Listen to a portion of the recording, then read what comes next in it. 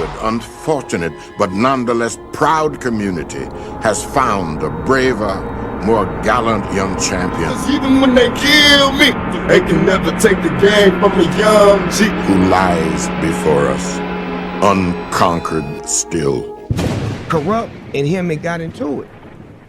And he said something to Corrupt, and Corrupt said something to him, and he looked at me and was like, nigga, this nigga ain't supposed to be talking to me, and I forgot all about the rules and shit. So then now him and Corrupt getting into it serious, like getting really into it. Did they fight? No, they got really into it, right? So then the nigga told Corrupt, he looked at me, he told Corrupt, he said, nigga, you ain't even on my level. I had a motherfucking outlaws fuck you up. And then Nate Dogg stepped up and said, what the fuck we supposed to do when that's happening?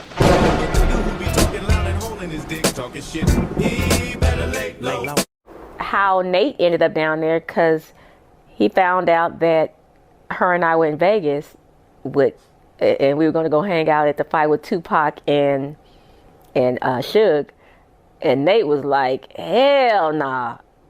You are not hanging out with them. I mean, men knew, I guess men always have intuition. They don't want their women around other men. So Nate hopped on the next, he hopped on the road with his bodyguard and headed down to Vegas. And fuck your boyfriend, bitch, I want some ass tonight. Yo, YouTube, what up?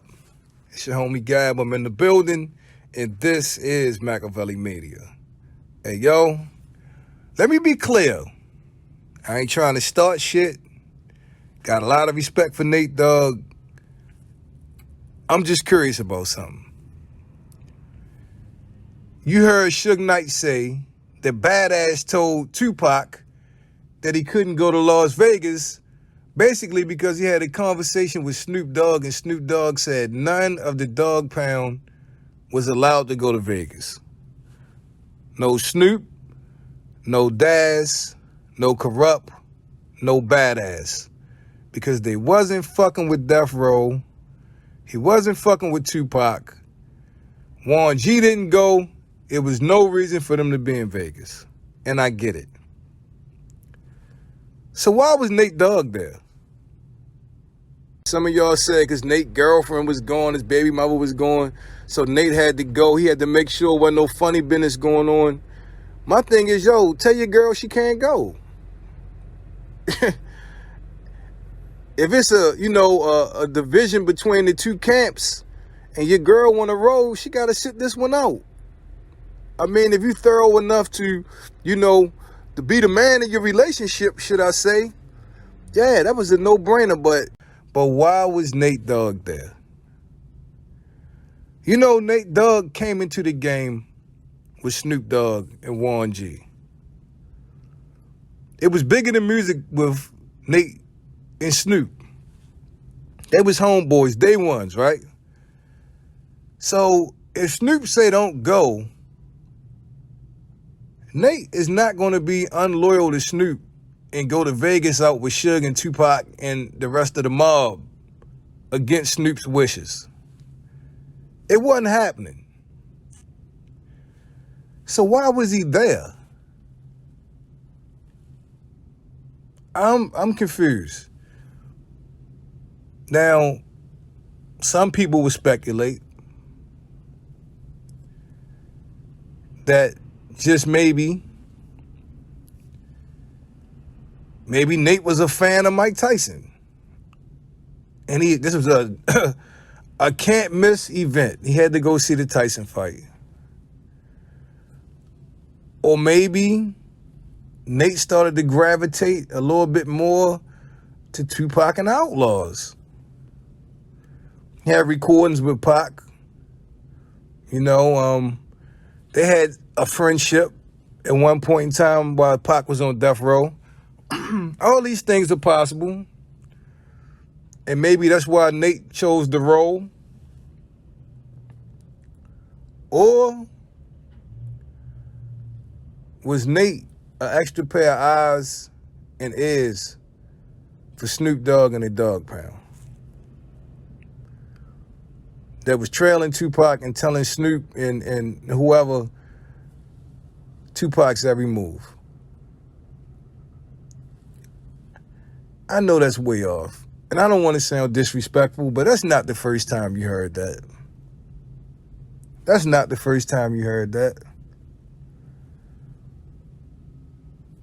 If you look at what Snoop said himself, so you can use these things that these people say, not against them, but you could bring it up for like, archive.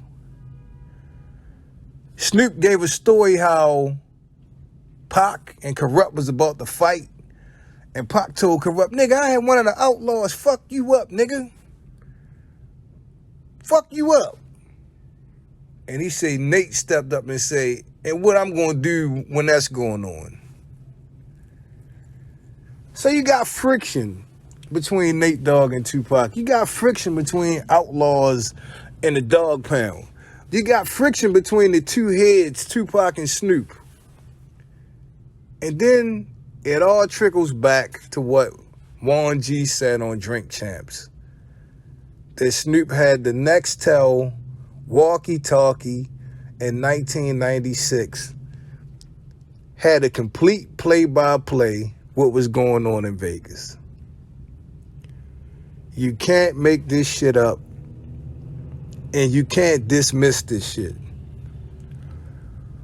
Even if he said, yo, I just had it because I wanted to keep tabs on what was going on. Why would you need to keep tabs on what was going on if you all the way back in LA and then Vegas, when you could have just went to Vegas your fucking self?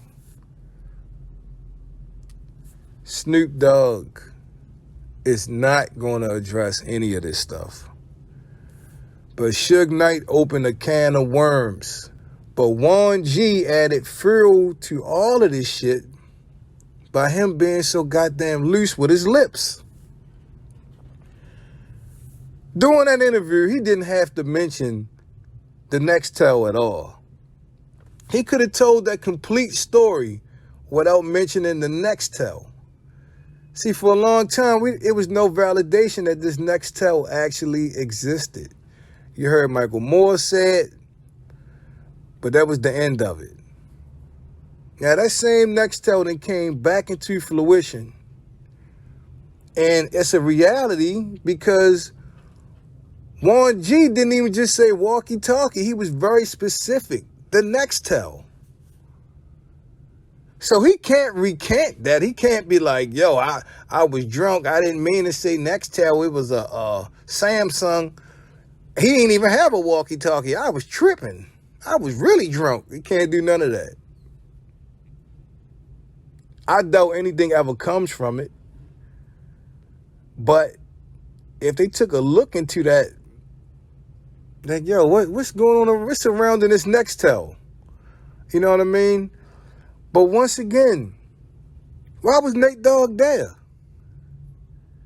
Did Nate always hang out with Suge and the homies without Snoop, against Snoop's wishes?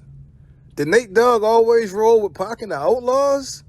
Even when Snoop wasn't fucking with Pac and Outlaws? I don't know. Enlighten me.